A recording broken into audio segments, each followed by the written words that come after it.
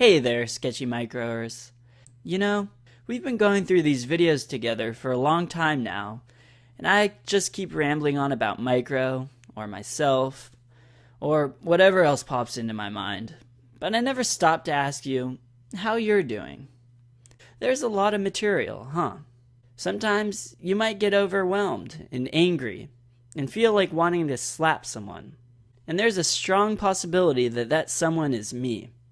Well, sorry, I didn't discover all these microbes, but I will use slapping as a segue to talk about our next virus, Parvovirus, which is responsible for the classic slapped cheek rash that kids get. So, to set our scene, we're going to focus on a kid's playroom. Now, Parvovirus's full name is Parvovirus B-19.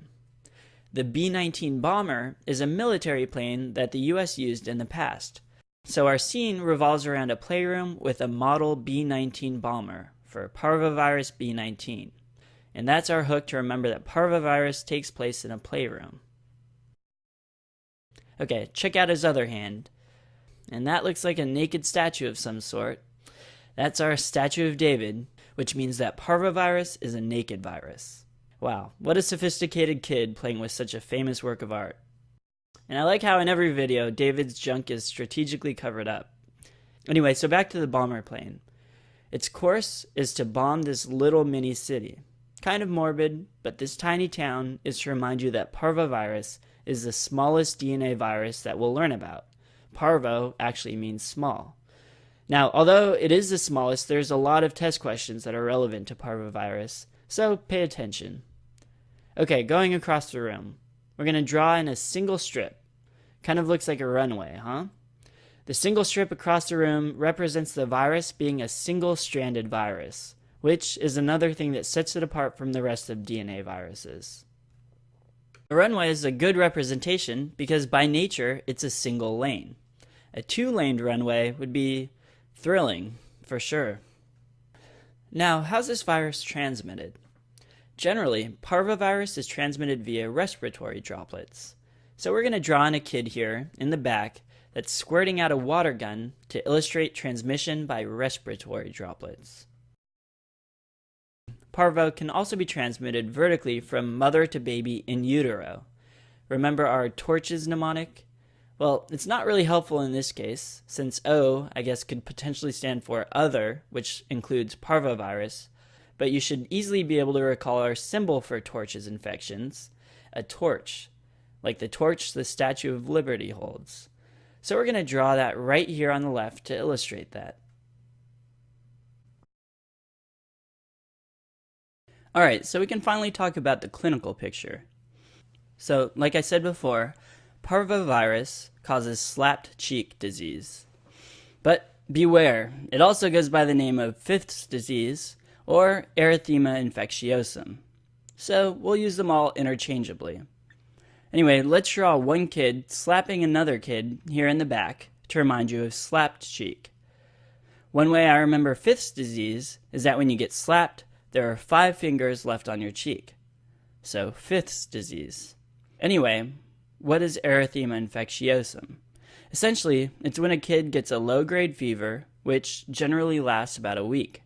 Then the fever breaks, and the kid develops the slapped cheek rash on their face, which then progresses to a lacy, reticular pattern that travels down the body. It's important to know this progression because you'll have to differentiate it from roseola, which is a high-grade fever and responsible for febrile seizures. So how can we remember all of this? Well, let's zoom in on the plane that the kid that's getting slapped is holding.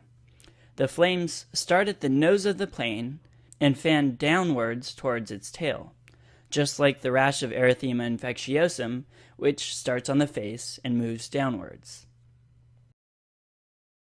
Besides slapped cheeks, there are 3 more clinical findings that you should remember with Parvo. The first is related to adult disease.